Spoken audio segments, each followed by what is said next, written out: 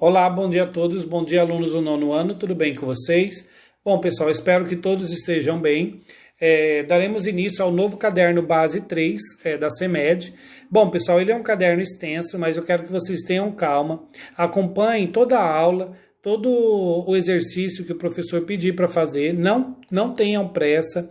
Se não der tempo, quando ao retorno das aulas nós daremos continuidade a esse caderno, façam com calma, sem pressa, acompanhem as aulas, ok? Bom, na página 122 temos aí, né, as atividades de língua portuguesa e na parte de 131, iniciação aos estudos literários. Bom, eu separei a atividade de hoje, que é um poema de Fernando Pessoa, de Fernando Pessoa, se chama O Mar Português. Bom, esse poema, Mar Português, pessoal, de Fernando Pessoa, ele realça por meio de versos e bravura de um povo que tem sua história marcada pela exploração de rotas marítimas. Então, esse poema retrata aqueles grandes efeitos heróicos que esses portugueses saíam no mar à procura de rotas, à procura de conquistas de territórios, enfim. Vamos ler o que diz aí esse poema, O Mar Português. Eu vou ler aqui no computador, pessoal, que fica mais fácil para o professor enxergar, tá bom? Vamos lá. Ó mar salgado, quanto do teu sal são lágrimas de Portugal. Por te cruzarmos, quantas mães choraram, quantos filhos em vão rezaram, quantas noivas ficaram por casar. Para que fosses nosso, ó mar, valeu a pena? Tudo vale a pena quando a alma não é pequena. Quem quer passar além do bojador, tem que passar além da dor. Deus ao mar o perigo e o abismo deu, mas nele é que espelhou o céu. Bom, então vocês podem ver aí que tem algumas partes desse poema que retrata sobre as conquistas aí, os efeitos heróicos dessas navegações marítimas, mas também falam de algumas consequências, né? Quantas mães choraram pelos seus filhos indo navegar, quantas noivas, né, ficaram por casar. Então essa é uma das consequências que tinha na época. Eles saíam, ficavam anos navegando à busca de territórios, à busca de rotas marítimas, mas também ficavam para trás seus filhos, né, chorando suas esposas, suas noivas, mães choravam de saudade, enfim. Então, ele relata uma das consequências aí também sobre nesse poema. Bom, na questão número 1, pessoal, vamos lá. A partir da leitura do poema, é possível inferir que o poeta, em dado momento, lança uma questão que, na sequência, é respondida, como se ancorasse a unidade poética por meio desse recurso. Extraia do texto a passagem citada e comente sobre a relação que o poeta constrói ao longo dos versos, tendo em vista o efeito de sentido. Uma das partes que eu acabei de comentar para vocês, que ele fala aí, nessa questão de número 1, que será que valeu a pena? Né? Valeu a pena? Tudo vale a pena se a alma não é pequena. E ele constrói aí ao longo dos versos um efeito de sentido com isso, né? Ou seja, teve algumas consequências, mas, né, quantas rotas foram descobertas, quantas bravuras, né? Quantos territórios foram descobertos aí, né? Então essa é a parte que ele fala, né, citada aí na questão número 1, ok? Bom, na questão número 2, retire do poema um verso que configure aos olhos do poeta o ônus das navegações naquele período. Quando ele fala o ônus, pessoal, ou seja, seria a consequência. Então ele quer que você retire do texto qual a consequência dessas navegações. Lá em cima não fala quantas mães chorando, filhos, quantas noivas ficaram por casar. Então essas seriam as consequências, né? Então vocês vão lá, reescrevam, retiram essas partes aí que causam, o que causava, né, essas grandes navegações. Na questão número 3, transcreva um verso que traduza o que seria compreendido como bônus, a partir da linguagem poética empreendida pelo poeta.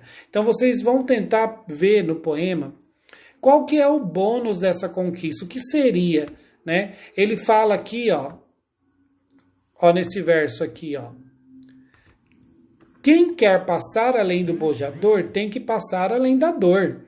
Então, ou seja, você, para conquistar algo, você tem que passar algo sofrido. É o que diz Fernando Pessoa aqui. Então, não há conquista sem caminho sofrido, sem dor, né?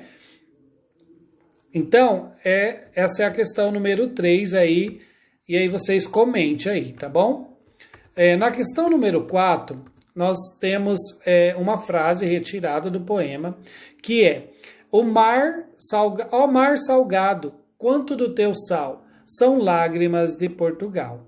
Ocorre, respectivamente, duas figuras de linguagem nomeadas. Nós já estudamos muito aí, já estudamos onomatopeia, ironia, metáfora. Tem algumas aqui que a gente não estudou, que são as figuras de linguagem ainda, que é anacoluto, pleonasmo, se eu não me engano, e catacrese.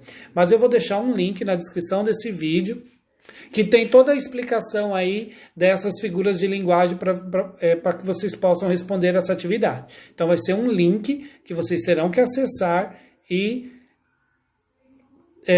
resolver essa atividade aí, ok? Bom, o próximo exercício, vocês terão que ler o fragmento textual e responder a questão 5, 6, 7 e 8, que é sobre variação linguística.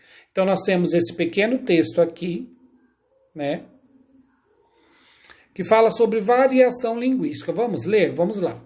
A variação é inerente às línguas, porque as sociedades são divididas em grupos. São os mais jovens e os mais velhos, os que habitam numa região ou outra, os que têm esta ou aquela profissão, os que são de uma ou outra classe social e assim por diante.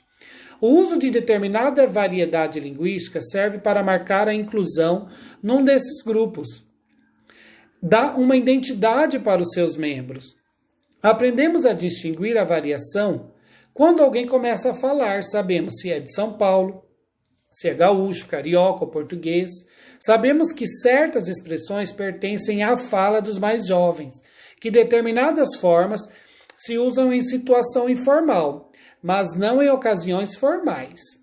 Saber uma língua é ser poliglota em sua própria língua. Quando ele fala saber uma língua é ser poliglota em sua própria língua. Ou seja, vocês já devem ter ouvido falar que a palavra poliglota é aquela pessoa que sabe falar várias línguas. Mas aqui o que ele está dizendo que é a pessoa, eu, por exemplo, eu, saber compreender todas essas variações linguísticas que existem na minha própria língua, né?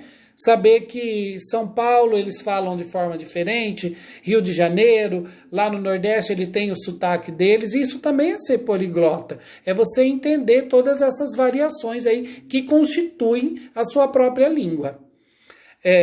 Saber português não é só aprender regras que só existem numa língua artificial usada pela escola. As variações não são fáceis ou bonitas, erradas ou certas, deselegantes ou elegantes. São simplesmente diferentes, como as línguas são variáveis, elas mudam.